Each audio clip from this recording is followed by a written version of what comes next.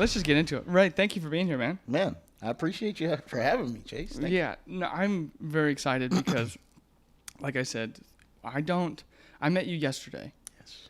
And I did not want to go to work. It's just when there's people like yourself who are doing such good things in the community, actively doing it, it's contagious just to be around because everything else seems kind of like bland. Yeah. It doesn't seem fulfilling. It doesn't seem like it's really serving a purpose, right?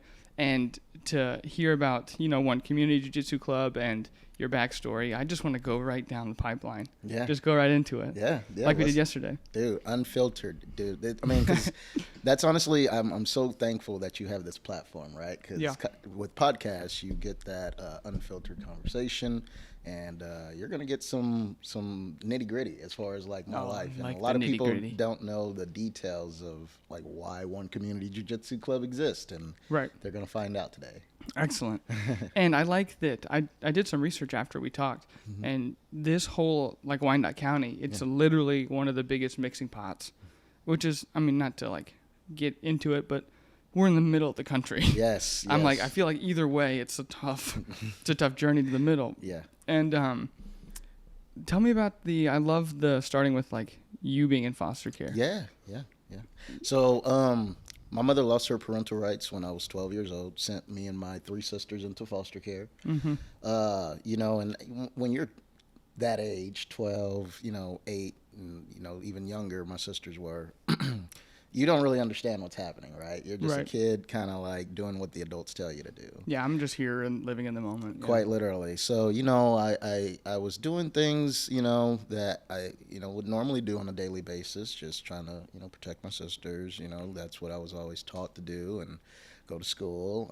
But always had that thought in the back of my head, like, why can't I go home to my mom, And so, as the years went on, I aged out of the system and, became a more educated young man. And I realized that there were, rules and regulations in place that prevented, someone, that wasn't fully capable of taking care of their children, that there were rules and regulations in place to prevent them from, going down terrible situations. You hear about children, being neglected and potentially going through health issues, losing their life, et cetera, et cetera. So I definitely don't blame the system. I don't even blame my mother. I don't know who to blame, but I know it's a situation where there are kids like that still. Here in Wyandotte County, like you mentioned, it's the number 55th ranked place as far as cities go in the United States for diversity. But it also has a very high poverty rate, and we have a very high foster kid rate. So it is a melting pot for a lot of that type of activity, and not a whole lot of enrichment. And so that's where One Community Jiu-Jitsu Club comes into place. We kind of hope to bridge the gaps between a couple of different of our society's biggest issues. And I mean, I don't know, my favorite podcasts are when Joe Rogan has the guys who come in. I think it's every 3 months. They have a guy who was wrongfully convicted in prison. Ah, yes. And he has the guy who is the lawyer. And I watch podcasts. I don't like to listen to them necessarily. If they have a video, it's better to me because I'm just like, then I'm really locked in. Hence why we have all these set up. Hi, KK. But you don't think that happens. And then you have these guys come on and like, yeah, I was in prison for 25 years for something I didn't commit because the chief just got caught doing this with multiple people. And I'm like, usually a person of color. Yeah. And in a community with like a small record. And they were like, we can really just latch this onto you, call it good. And then I look like a hero for solving something crazy. And, it was a mixture of, like you said, just no one really cared. And the more that I would walk around Kansas City or like I go visit my sister, she's up by like Grand Boulevard. Okay. And I mean, I have a hilarious story about Grand Boulevard yesterday. But if you just go down the street, there's art all over the place. And I'm like, someone did that. Yeah. Someone drew that. Someone got a bid or to paint that for the city. And then I found the gym. Yeah. And I'm like, these guys are dedicated to being here. they're so motivated that it makes me so motivated. And it's like, how can I not be around or seek these people out? And the thing I noticed as well is those individuals don't necessarily do it for any type of glory necessarily. Yeah. Granted, their goal is to be a UFC fighter. Sure. But they're not doing it to be like, yeah, I fight. I'm here all the time. I'll take you down. Yeah. They're literally the guys who like just want to work with you. And they're like, I was you one time.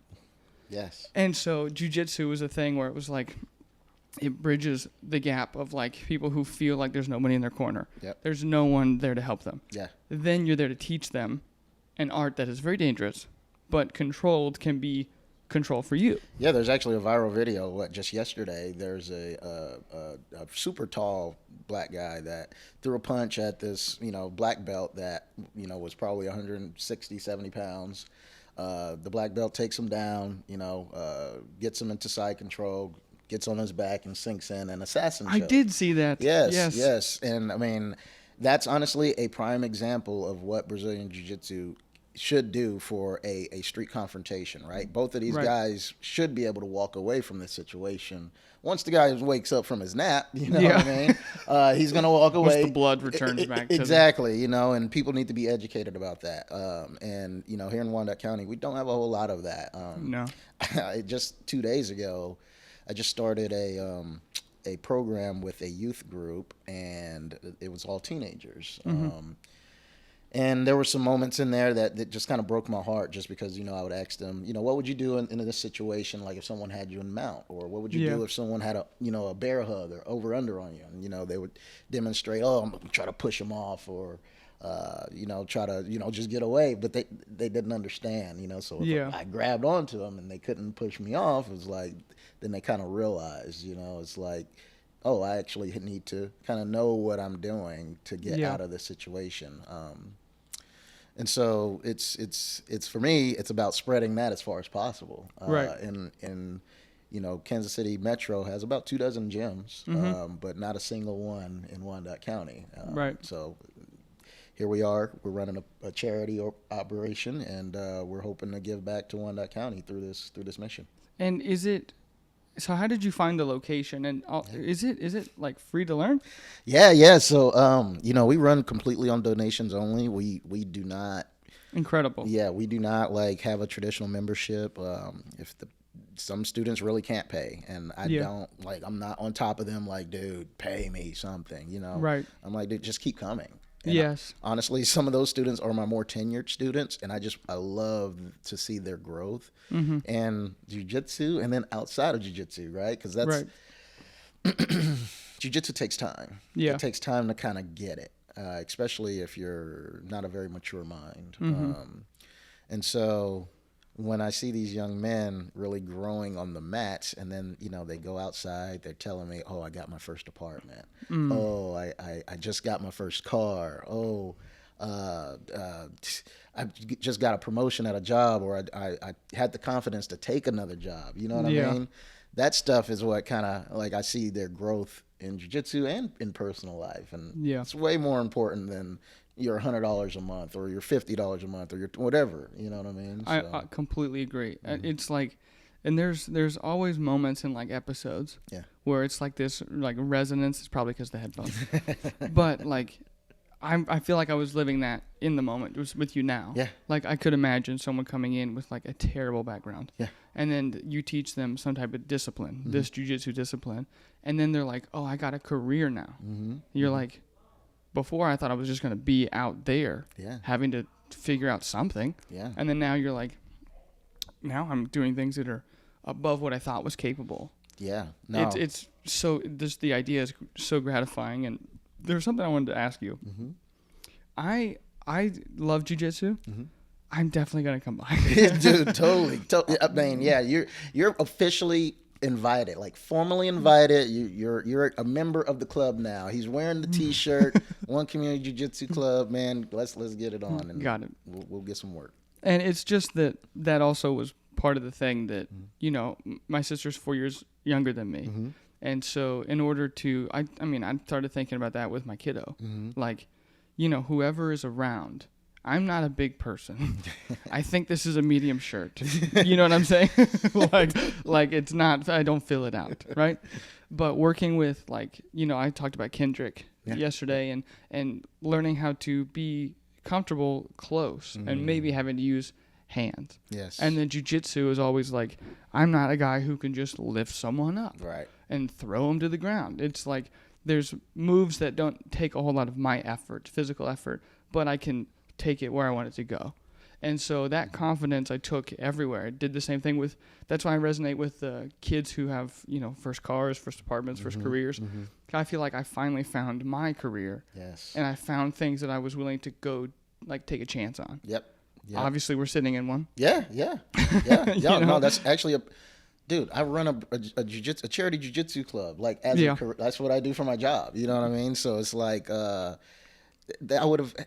didn't even know it existed 10 years ago. Right. You know what I mean? So I had never had the confidence to walk into a gym and get beat up, you know? Or I was definitely not going into no boxing gym and getting punched in the face. Let me tell you that. We're not doing that either. We're slowing that roll down. I watched Kendrick, and I remember I was sitting there, like, at the cage, and I'm watching, and he's seeing things that, like, are pre-timed. And I'm like, I don't think I'm ready to go in there yet. I was like, can we do a one-on-one? You know what I'm saying? I'm like, maybe we could learn slowly before I just, like, go into the fire. But there is something with, and I noticed that too. I don't know, KK, maybe you can attest to it later, but for men, it's like we feel we can handle anybody.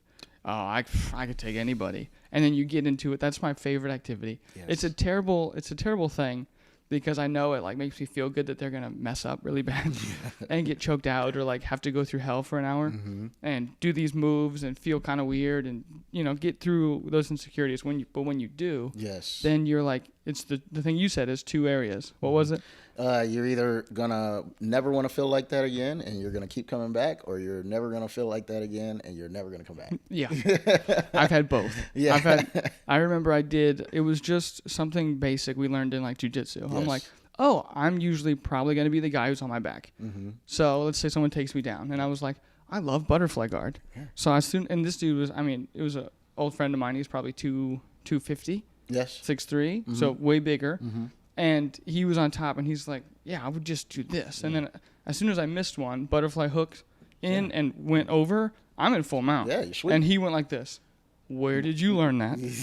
I got to know how that happened. Yes. It was just unfathomable that a 150-pound kid flipped someone, you know, 2 of me. Yes.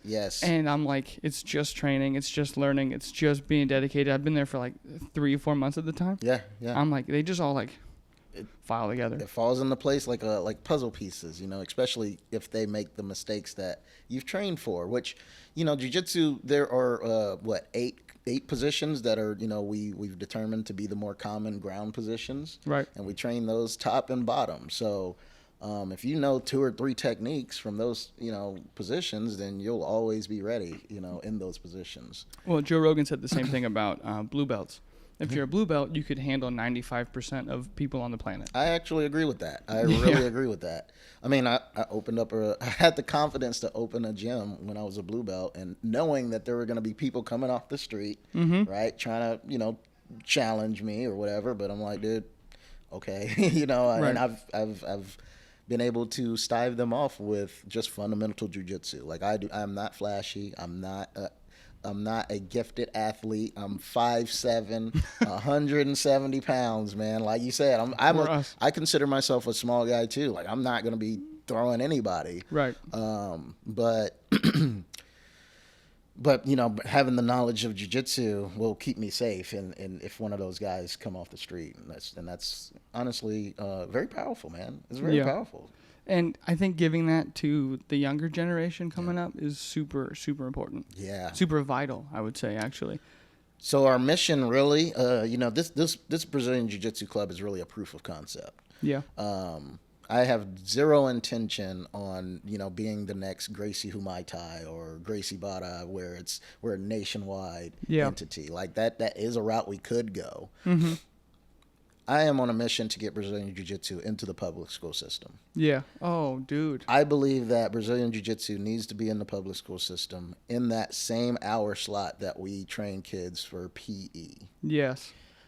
I think that having something fundamental like Brazilian Jiu-Jitsu into that slot will give them just a better life activity opposed to kickball, dodgeball, whatever the heck we were doing playing PE. Dodgeball's too offensive and aggressive. We have to change to something else. You're like, oh, no, I don't dodgeball. I remember my teacher, and this was a hilarious memory, but it's probably not very, it's fun for him, the teacher. But I'm probably my kid's age, 3rd, 4th grade, and we're playing dodgeball. Mm-hmm. And I remember losing my mind, like, we love dodgeball, like shaking the other kids. And he goes, but it's me against all of you. And I'm like, I don't think this is part of the curriculum. Like, and so then he's like firing these, shooting, and we're like near missing. And then if we get hit, we're like, and he's like, maybe we shouldn't do that when we all ended up like in the nurse's office. Yeah. You know, we're like, oh God, I got hit with a ball right here and my liver hurt. You know, it's like, I understand that type of dodgeball, but, and the complexity, something else that should be, it's a simple in concept, an idea, right? Mm-hmm. Even add jiu-jitsu into the curriculum to teach young kids discipline.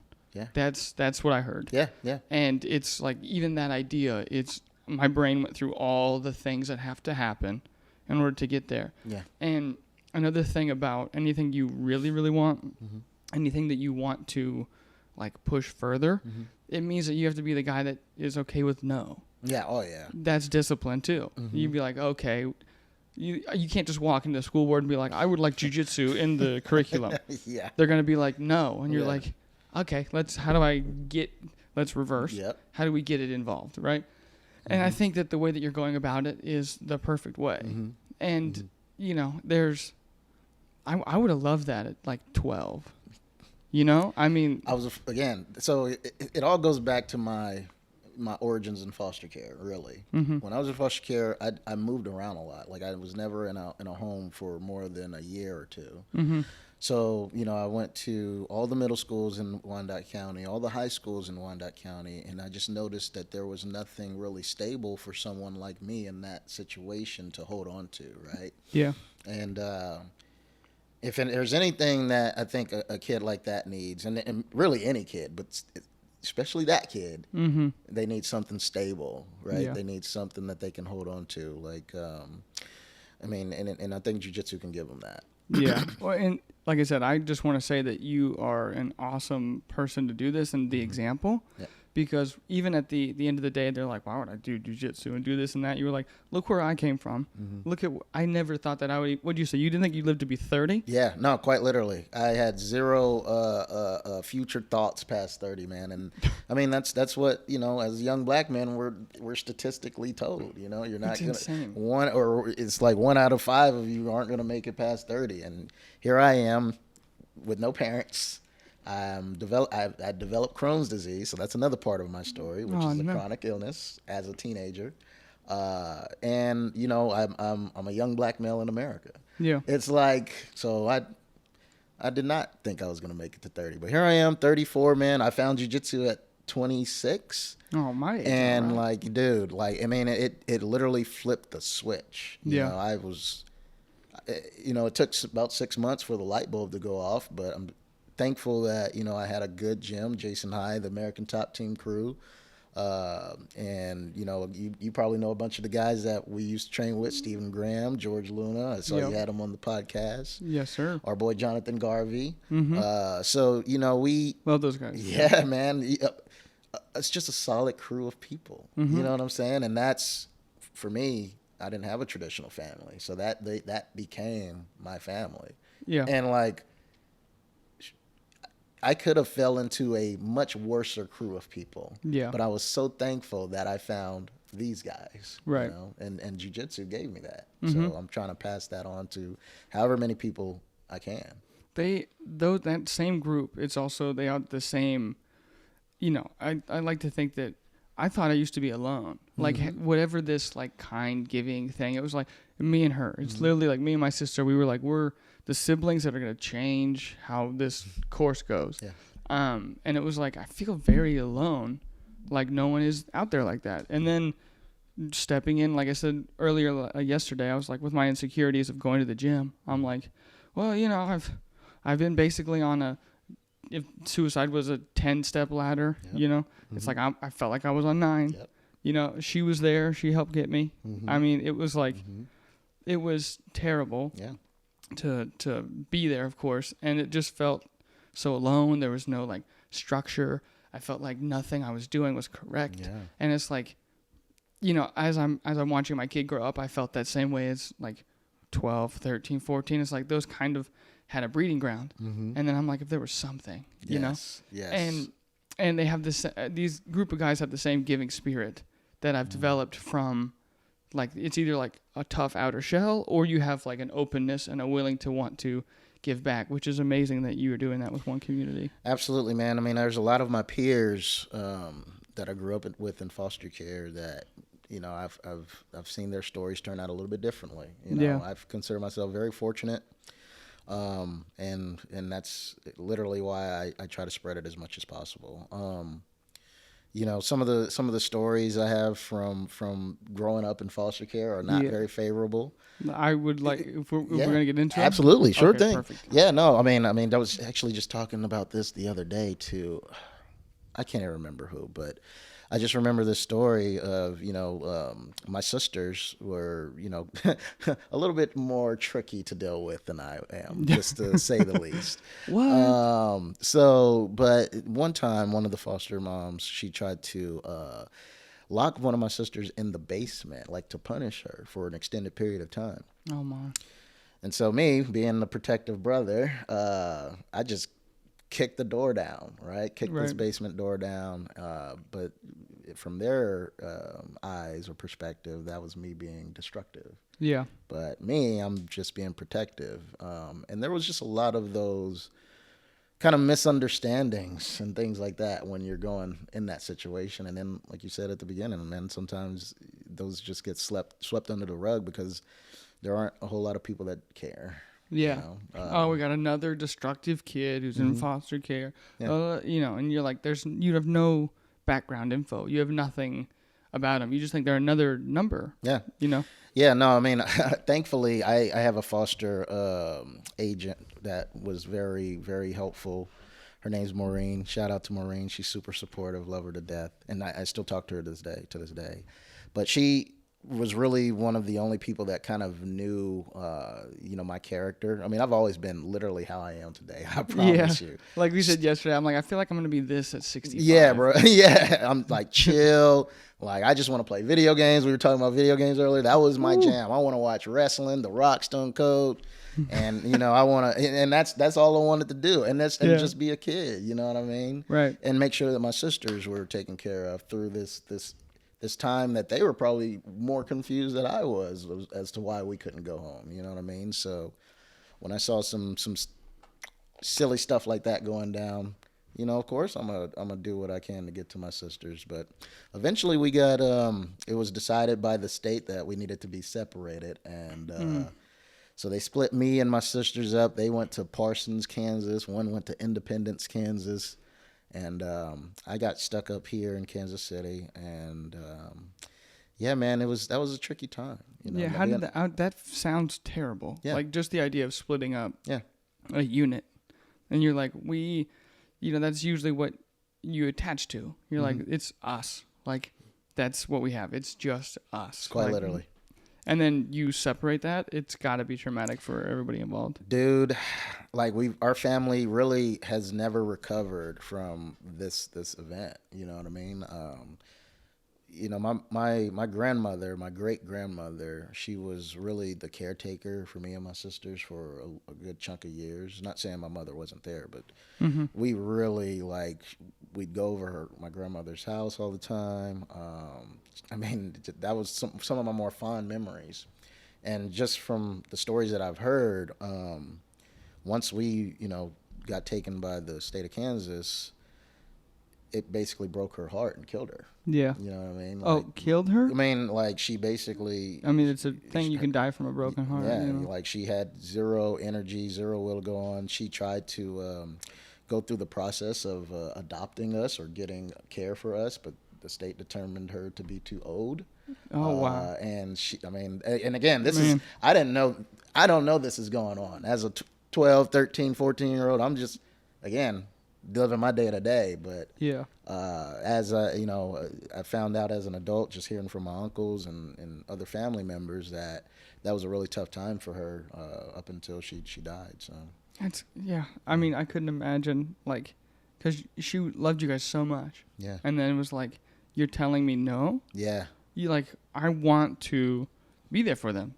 No. When no one else was. Yeah. By the way, like there wasn't a line of people saying, yeah, let's take these kids. You know what I mean? Let's take these kids. Let me care for them. Like there wasn't a surplus of that. So right. When you finally got one that we actually had an attachment to, I would have. That would have been some great times if I would have went with my grandmother. But we never really got that. So that's something else too. It's nice to.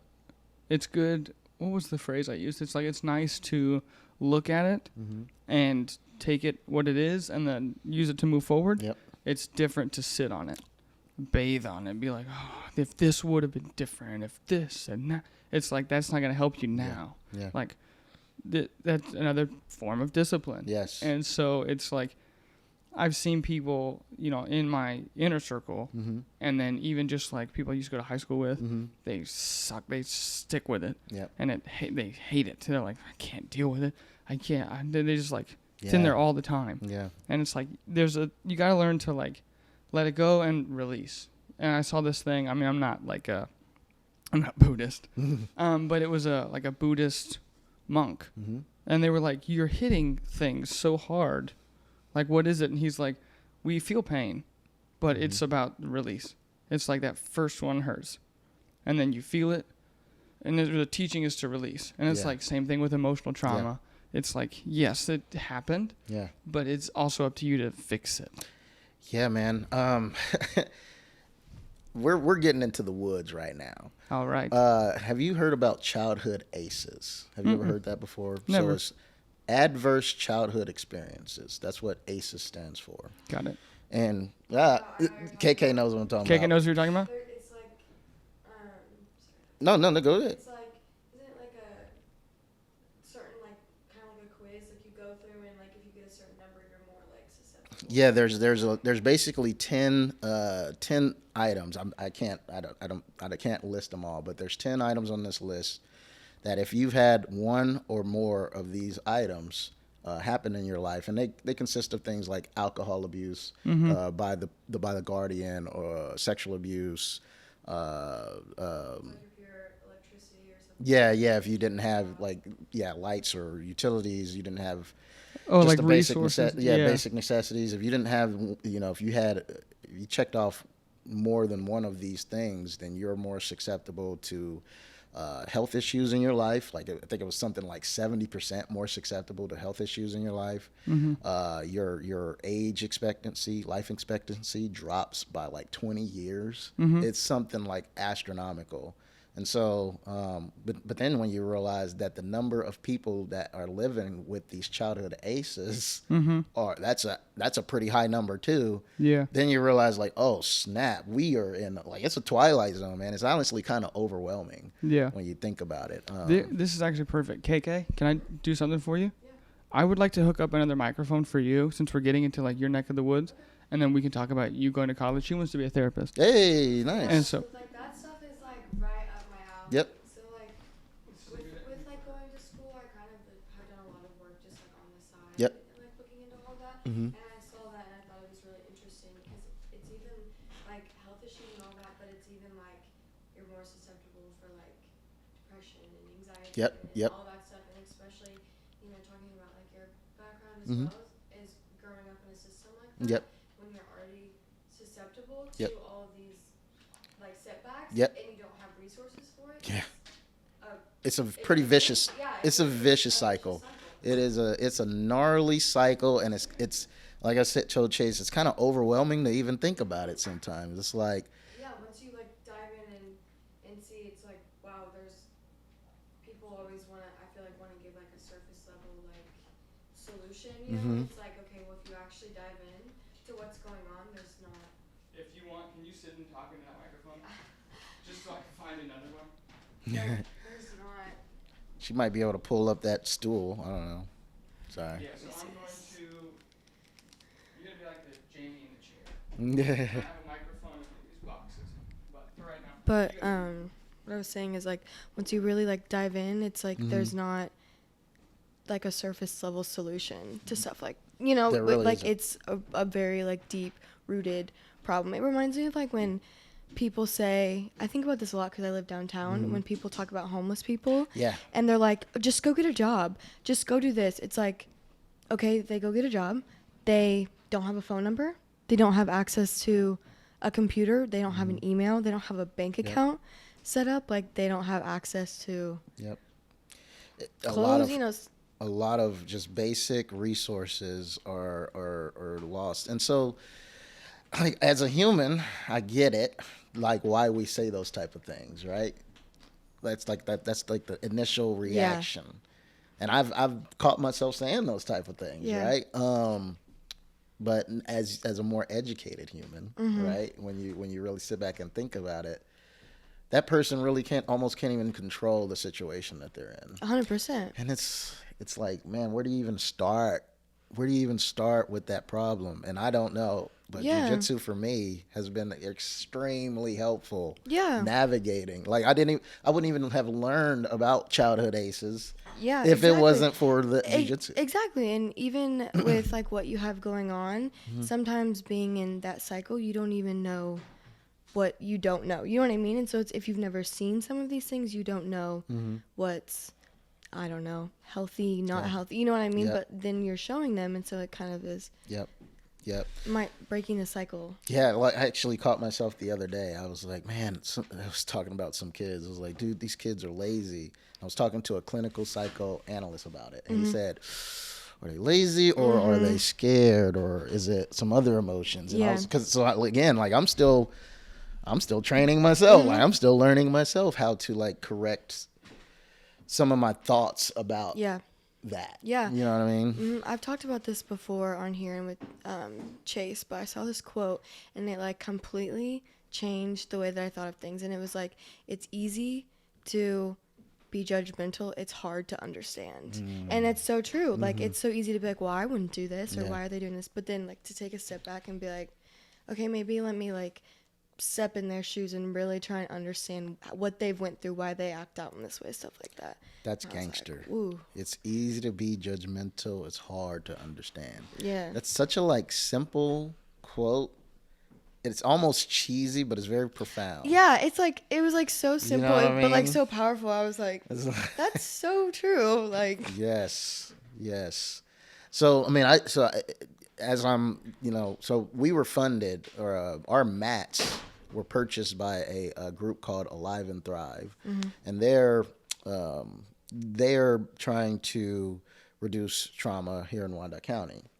And once they found out about One Community Jiu-Jitsu Club, what we're trying to do, they were like, "Oh, that's great." They gave us $5,000 to buy these mats, which was huge, And that's where, I took those courses and learned about the childhood aces. I literally need to find these now because it's a simple list. It honestly is. Yes, I've taken it before, and even like growing up in, I don't know what, a sheltered, if you will, life, I, answered some of them, and I was like, it seems simple, but like seeing the impact overall that it has is yes. powerful. So it's physical abuse, sexual abuse, verbal abuse, physical neglect, emotional neglect, a family member who is depressed or diagnosed with other mental illness, a family member who is addicted to alcohol or other substance, a family member who is in prison. So again, like this isn't it's such a like broad list or like a broad list of items, but then when you really like put them in, like look at them, you realize that, man, there's probably a lot of people that fit into these categories. Yeah. Like how many people have a family member that's in prison? How many people have seen emotional abuse or physical abuse or emotional neglect, or have a a alcoholic mom so it's like. Yeah. Or you even take that and I feel like it kind of makes you almost like dive in a little bit like, well, have I like experienced that? And then, you start to think back to your child and you're like, oh, like I have, but you don't even like process that's like, is those things. And then you're like, whoa, it's kind of like. It's a lot. Yeah. It's a lot. It's a lot. Yeah. So, so kind of circling back, to my Crohn's disease.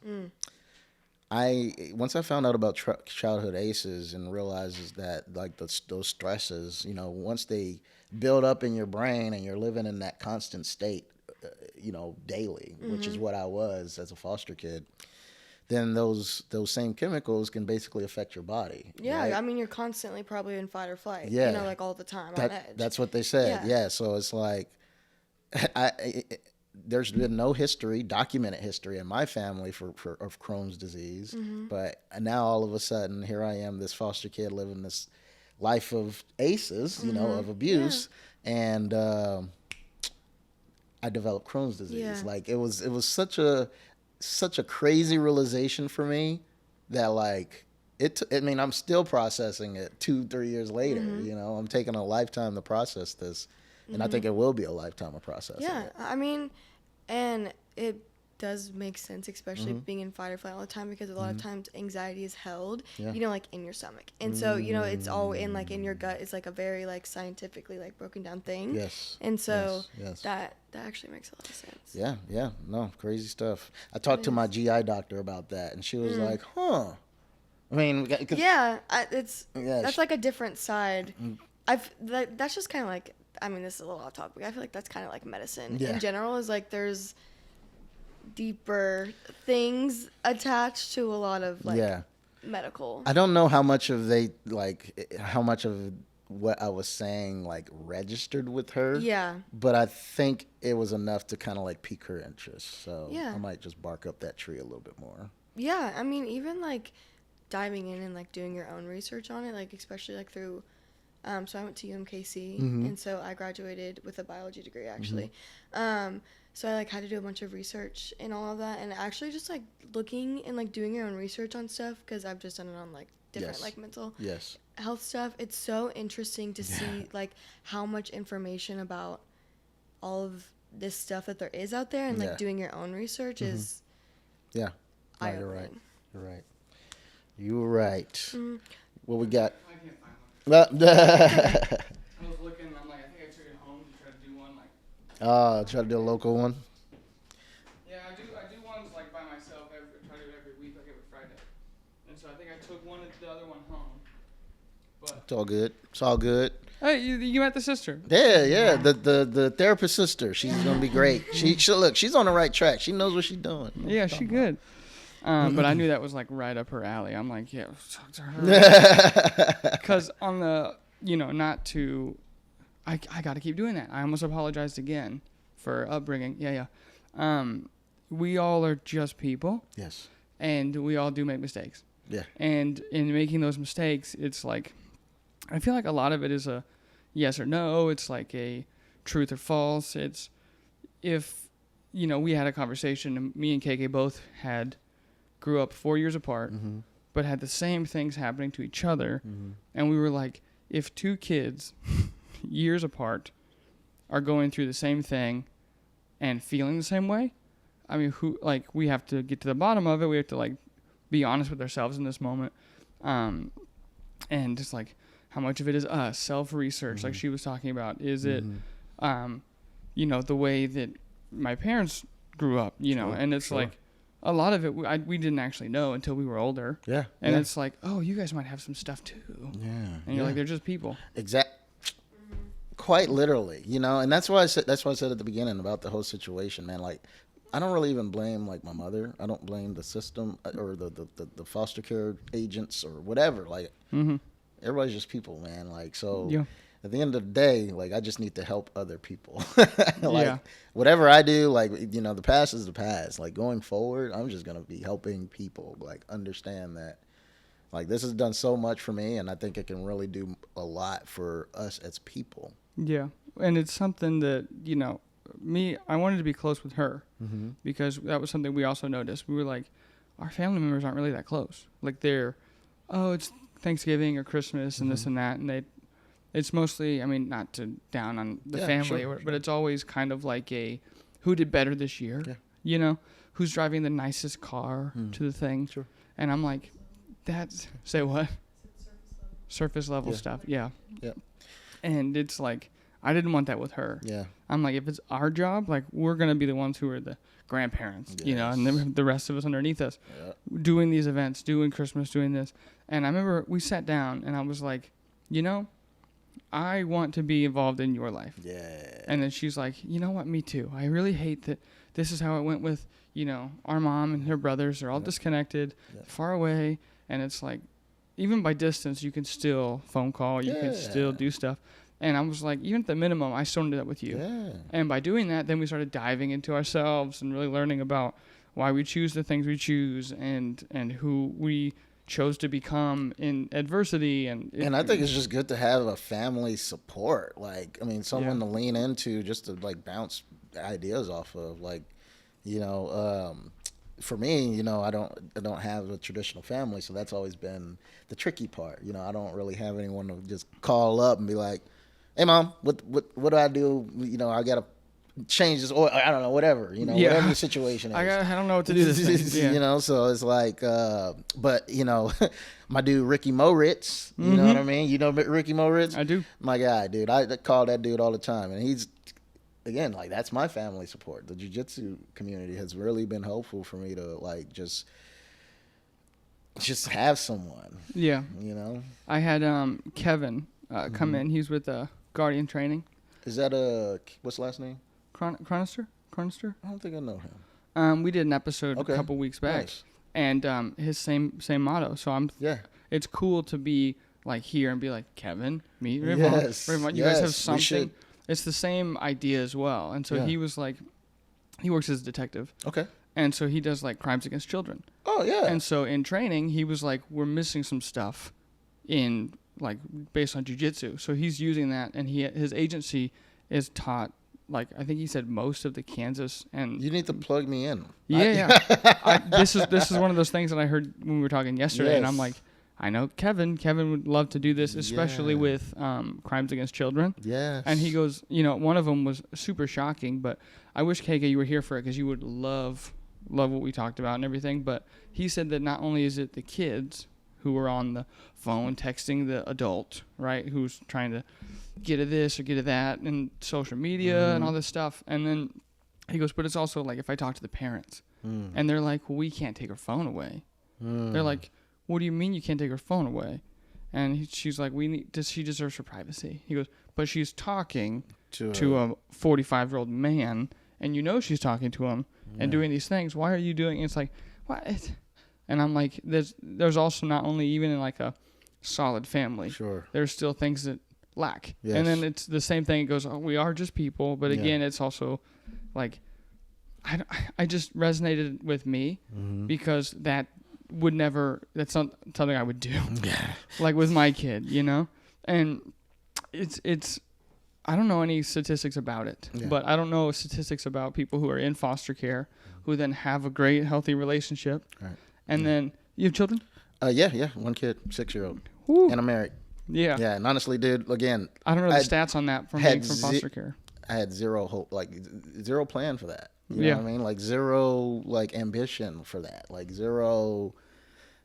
you know what I mean? Like, my life right now is so surreal. Sitting here talking to you right now is the craziest thing, man. Really? Like, I feel the same way talking to you. Is that we're in front of these cameras, like we're in this dope office. Like you got the pop-ups, you got Wonder Woman right here. Oh, that's my wife. That's my wife.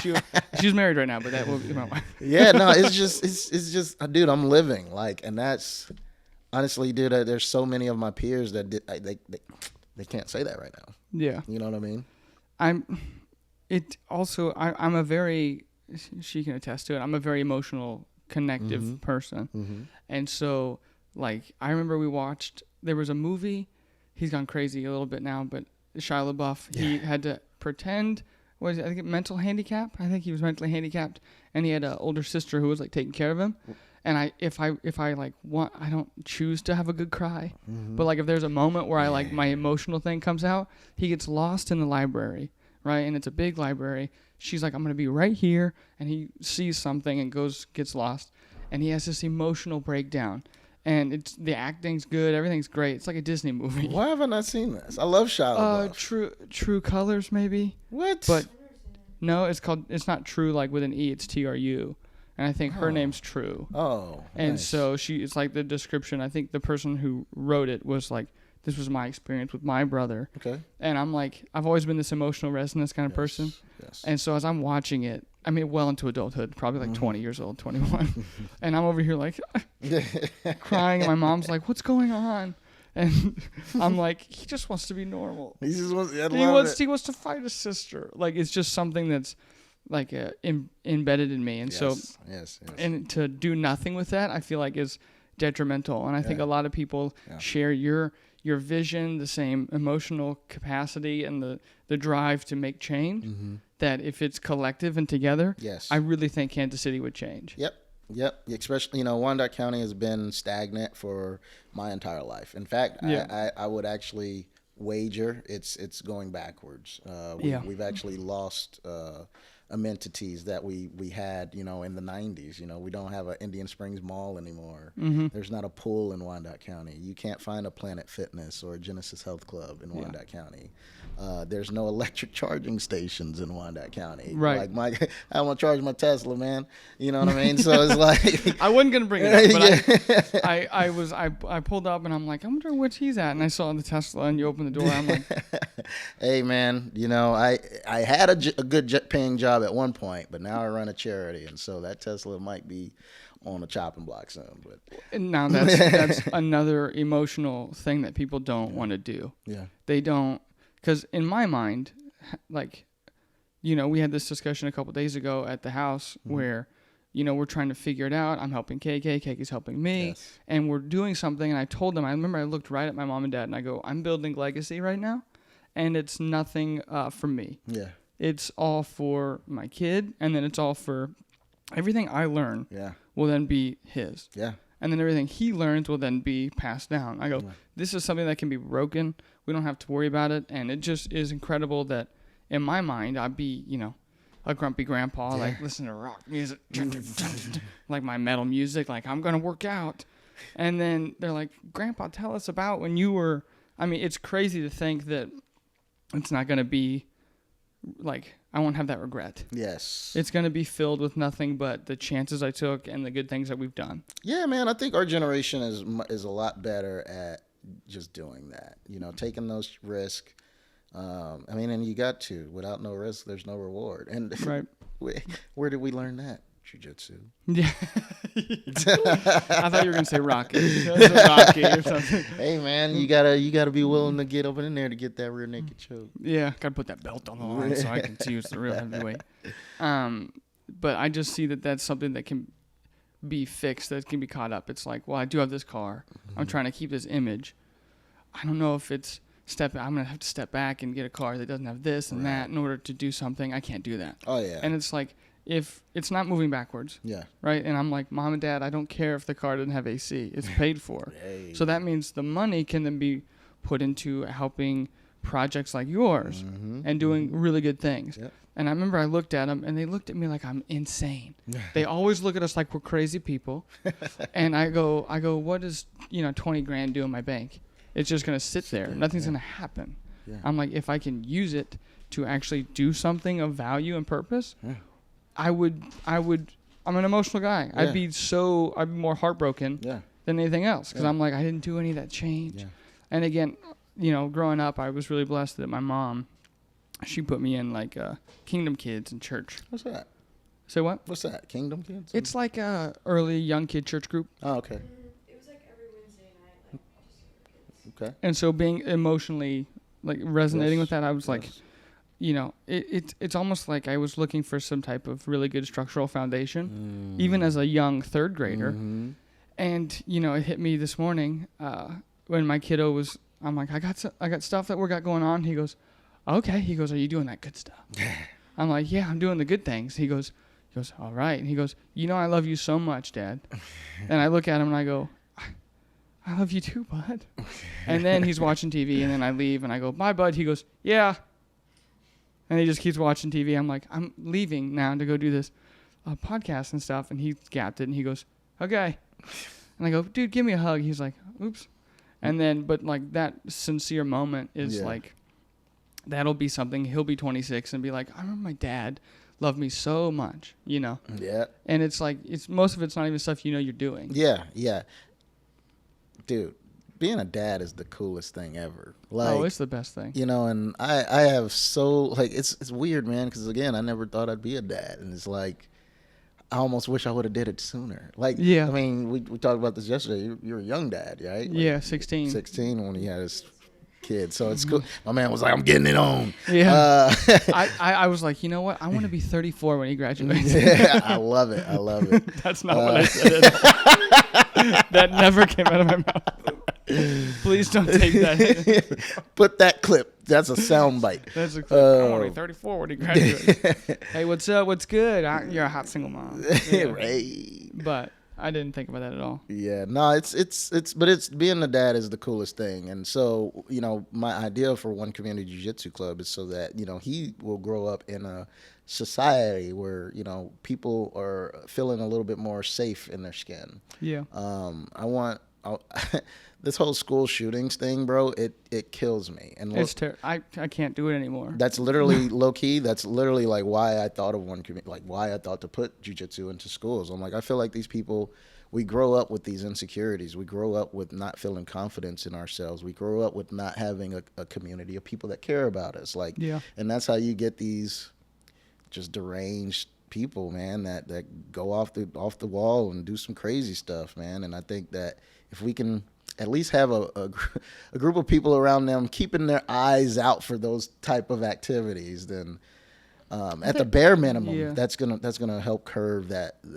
But I mean, even so, it's like the minimum. It's like, okay, maybe there's like a school of warriors, but like that's the minimum. Yeah. But at the maximum, I think you would remove it. Yes. Because then they wouldn't feel so isolated, so alone. They wouldn't feel like they're worth zero. Yes. They wouldn't feel a need to do that. And I think that there's a bigger issue with, you know, everyone goes, it's like politics or like this, and they're like, there's no education for school, so now we have to cut back. So then, and it's like you see all these other little things going on, but I think there's a real bigger picture that's at play. That's my whole vision, dude. Oh, over here, KK. There's a chart, or back on the wall over there. There's a little block. Yep. Yeah, I got a power cable right here. We got all the stuff, except for apparently a third microphone because I took it home.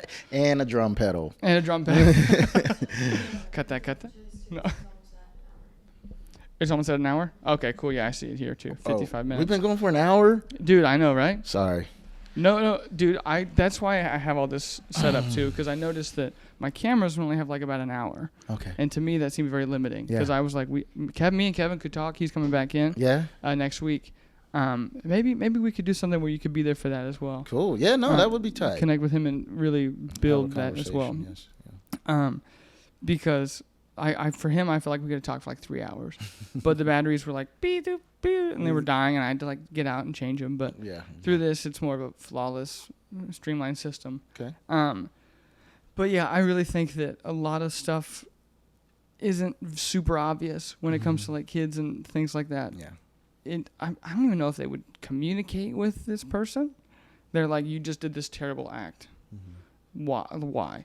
They're probably. I mean, at that point, they're probably just like, no one likes me. Whatever. I might as well be this. When it's a ton of buried stuff. It's like a cycle. It's like no one ever teaches them how to express those emotions or communicate those things. Right. And they don't know how. And It keeps going. Yeah, and I'm like, it's up to people who want to actually do it, like yourself, to actually fix it. Yeah. No, I mean, and us doing things the way we've been doing it ain't working for that situation. Right. So I'm like, let's try something different. Let's not talk about it. Let's do it. You had a good thing. I don't know if it's, we can I always edit this afterwards, but you had an idea, a long-term vision, and so it's in schools, right? Your class is full. Like, I mean, your heart's full, by having that goal met. Is like, what's the process? What anything after that? Is there like stuff that, because for me, I'm thinking, I have an autograph wall. Yeah. And for me, that's because 3 years from now, we're going to have an entire building. Yes. And then it's going to have autographs of people that always come in. So like, I'm thinking 3 years down the line. Right. And then do you like, is there things that you have going on? Honestly, man, this is my life mission. Yeah. Like, ooh, getting Brazilian Jiu-Jitsu into the public school system is literally like that's what I'm gonna be doing for the rest of until I die. Yeah. And I don't know if I'm gonna see it through like until I die, and I hope someone else picks it up, right? But that's kind of my thing. Like, yeah, it's weird, man, and I guess that's kind of a little bit of my short-sightedness from foster care, like not being able to see so far, into the future, as far as like, how can I say it? I don't even know what the word is, but like, is it like the small things to get to the overall arching goal, like the little things to accomplish, or like the medium? That's something that, I mean, we both have ADHD issues. Did you just switch the camera on me as I said that? It's more of like, all right, so like when I was in foster care and I was a young man, I thought I would. That's my life. This is it. Yeah. Cut scene. Right. I almost feel like this portion of my life is it. Cut scene. Yeah. I don't really see anything past getting Brazilian Jiu-Jitsu into the public school system. Right. And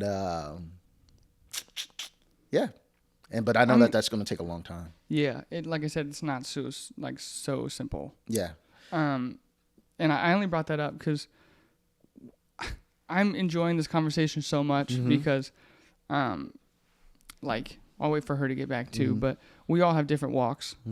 Your walk is very different than my walk. I want to go into that too. Yeah. Because obviously I'm a very white man. I love it. And my life is different. I mean, the idea of not making it to 30 is terrifying. Yes, really. Describe. Yeah. I want to describe your walk. Yeah. Why not? Yeah, no. So my youngest sister, so, we're split by a few years. One is 3 years younger, and one's 4 years younger. The other was like 8 years younger, But my youngest sister, 2012, she was a victim in a double murder. Oh my! Yeah, no, it wow. was, and it's some pretty wild stuff, man. Some pretty gnarly stuff. It's I am so sorry. Yeah, man. It's I went through the emotional stuff with that but I learned to let go, right? And I learned to use that energy. But there are other people in my family who are really stuck with those emotions and haven't learned to kind of channel that for good. But so I mean, one of my sisters, my middle sister, her name's Risha. She has sons, and my youngest sister, Renisha, was babysitting those sons, and her significant other, Keith Jr., or Keith Barrett. Keith Jr. is the son. Her significant other was, I knew him growing up. He was a good dude, somewhat, kind of street guy, but never really gave my sister any issues, so I never really had any issue with him. But, the story goes, he sold this guy a gun, or was trying to sell this guy a gun, and the guy didn't have the money for it or something. I really don't know the details. Long story short, the guy ended up shooting Keith excessively. I think it was like 20 shots. Oh my! In their apartment, and my youngest sister, was in the back room watching our nephew, and he went back there and executed her as well. So my nephew was shot in the leg, but he actually had surgery, and he's totally healthy today, fine, love him to death. Actually took him to the Buck O'Neil Legacy Seat game. And yeah, man, that's something that, for me, like Wyandotte County has a lot of. Yeah. A lot of that type of activity, a lot of that type of violence, Yeah. a lot of loss of young life. Yeah. And so, and that's kind of the story of being a young black man, right? So when I say I have peers that didn't get to make it this far, like that's true. You know what I mean? Like and that's just one, like, and that's the one that's closest to me. But I had a guy that I went to a summer camp program with, Upward Bound. You guys ever heard of Upward Bound with KU? No. It was just a good camp for kind of like to just intervene with kids. But my guy Mike White, again, kind of like living a street life, decided he wanted to rob some guys, and those guys were armed with weapons, and they ended his life. And that's just, that's another example. So I can go on. That's a whole podcast in its own. Like, I have stories of that. Like, just. If you look at me and my sister right now, like, that's hard for us to release emotionally. Yeah. Yeah, no, it's so sad that it's also like normal. Like, that shouldn't be something that's normal. Well, for me, it almost has to be, because I could get sucked up in those emotions. I could sit in my room all day and look for the solution at the bottom of a bottle. But man, jiu-jitsu really helped me process a lot of those emotions. Yeah, and it gave me the stress inoculators that I needed to go through daily life. I've had, again, my man Ricky Moritz, who's 220 and a brown belt in jiu-jitsu, and he's been on my neck. Like, it's so hard to stress about life after that. Yeah. You know what I mean? Right. And so it's just powerful. That's also how I escaped. Like, I went there because I'm like, I can't control anything that's going on, right? Like, at a certain point, it's like, there's you can't control everything. Yeah. And a part of my thing was, before I was on any kind of medication, I was like, I got to control everything. I got to lay it out. And my brain, thank goodness, at the time, I have that giant whiteboard over there. Yeah. That was my brain. So in my apartment, that was in my living room, and it was just scattered. I know that doesn't look like much, but I haven't been able to erase it yet. But I would just write the thing, whatever it was, and it was just scattered. And so that's how my brain was operating. And I remember someone, like a buddy of mine, brought his like significant other, and she was like, wow. She goes, what is this? And I go, that's all my thoughts and stuff I got to do. And she goes, that's very clustered. Because I think we might need to turn that into like and then we talked for an hour about, my brothers have really bad problems with this kind of thing. They went to see this person recommended that this happens, and then now they're on medication, and that looks more like a checklist. Mm-hmm. And so on medication, now it's a checklist instead of just a sporadic thing of thoughts. And so when I was about 22, 23 in that suicidal phase, that board was not working. My system fell. So in my mind, I wasn't going to be able to operate. I was not going to be able to do things. And I'm like, well, if this is me, then it's really hard to be me right now. Yeah. And then balancing all of that with a kiddo, single dad, it's things happen and you can't control. And so when I was in that episode, I went to jiu-jitsu and I went to MMA because I'm like, at the minimum, I'll be able to like at least get out some anger is what I thought. Mm-hmm. Like hit the mat, hit the bag, hit this and do that. And then when I actually went in there, I'm like, this is the thing I can control. I can learn this thing. Mm-hmm. It takes time. And then that lesson was like, everything's going to take time. Yeah. And everything's going to be, you're not going to get it right away. You're going to mess up. Mm-hmm. So like I was telling you earlier yesterday, this is like my fourth attempt at a podcast in a studio room. Yep. But that doesn't mean that 3 years ago it wasn't in my wheelhouse. Like I wasn't looking at it. Yes. And so now that it's a real thing that I can do, it's surreal. Yeah, super tight. And so to be able to sit here and talk with you, I had the same thing with like Stephen Heston. Yeah. Yep. When he came in here, this was not like this. It wasn't these. It was like handheld. I mean, I've learned on the fly for like the last 6 months. Yeah. And so now that we have it work like on an operational level, it feels really nice. But back then it was me, cameras, and these handheld microphones. And I had the same emotional response when he was talking about his daughter. Yes. And the way that he was communicating it, the way that he was saying the emotional depth of how it hit him and his wife, dude, I lost it. I legit was like, I was over here like, it's hard to let that go and release it. But being able to, thank you, by the way, for sharing something that intimate.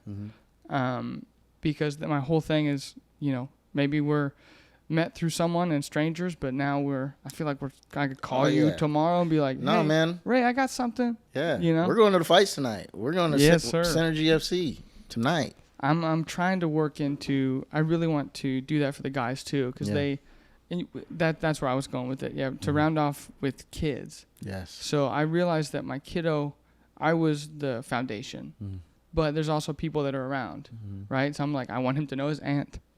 They love each other. She has a little dog named Peaches, and she's like a 1-pound Chihuahua, Chiweenie thing, and it's adorable. And he's like, I see like this love, like, it's like so loving that he does this. I don't know where to go with it. You know what I mean? Like when you have a dog, and these guys come in. Like I remember Trisham came in, and he just had he was having his fight like the next week. I'm like, hey, thanks for coming in. I know it's tough with weight cut and all that kind of stuff. And that's in my mind. But I'm walking down because he's sitting on the couch. And we go meet him. And he was in here before with 2 belts. And Madden, he didn't have any belts. And Madden goes, hey, where are the belts, dude? Like, just out of the blue, like, where are the belts, man? And he goes, I didn't bring them, Madden. I'm so sorry. And he's like, that's all right. And he goes like this. And I'm like, he's also forming relationships with these great people around. Yeah. Does that make sense? Yeah. Oh, yeah. That's more beneficial to... And then the other key thing was, like, before we had, like, my awesome sister over here running the cameras, I would do it all for, like, 3 hours. So I'd watch it, put it together, export it. We'd be in here till, like, 11 o'clock. And he'd be playing his games or getting into his creative mind space of, like, he loves music. He loves to create stories and comics. And so from that to be pulled out was only by watching me. Yeah. So as he's watching me do something fun when we do the episode, he's like, that's not all. He goes, that's only like this much. He goes, the rest of it is putting it together and distributing it. And he could then see the hard work. Yes. That, yes, you can have fun and you can also have hard work with it. And the fulfillment of that is the thing you're going for. If I had that when I was a young kid, it's super, super important. Yeah. Dude, you hit the nail on the head, dude. And that's not going on right now in Wyandotte. That's just not happening. So we're going to change it, though. I'm telling you right now, we will. We're going to change that. Together. Yeah. I'm on this 100%. Yes. You know what I mean? I love it. Yeah, I'm really glad you're coming to the fights, too. Hell yeah, man. Because these are good seats. These are table seats. Yeah, you're going to meet one of our students, Austin. He's an experiment. We're documenting what it does to a person when you take them off the street and give them 6 months of jiu-jitsu training. Wow. Right? And honestly, it didn't take long. Like, I mean, we're 3 months in, but this dude is already, like, hooked, Like, he was hooked, like, the first week. But now, now he's hitting submissions, you know what I mean? He's telling people to come to jiu-jitsu. He's had more... better sex in the bed with his lady, you know what I mean? I'm like, dude, this is like, this guy is winning. You know what I'm saying? And I'm like, this is great. So let's, we're documenting it. And I want to do the same for a female. I want to do a female version. So any ladies out there listening, KK. Come on, KK. KK gonna be rolling. She's gonna be. We want to do a female version, so we'll document you for 6 months to see how your confidence changes or your. I like to help. I like to document that as well with you. If that's cool. Perfect. Yeah, let's work with it. See what it does to their psychology, their mental, and their physical. KK's over here like psychology. That's my thing. Yeah. But yeah, no, thank you for your time. Is there anything you want to end on, brother? Man, no, check out OneCommunityBJJ.com. Please donate or ask someone that you know with deep pockets to donate. Yeah, I will link that down below. Thank you, guys. Thanks, KK. Hey.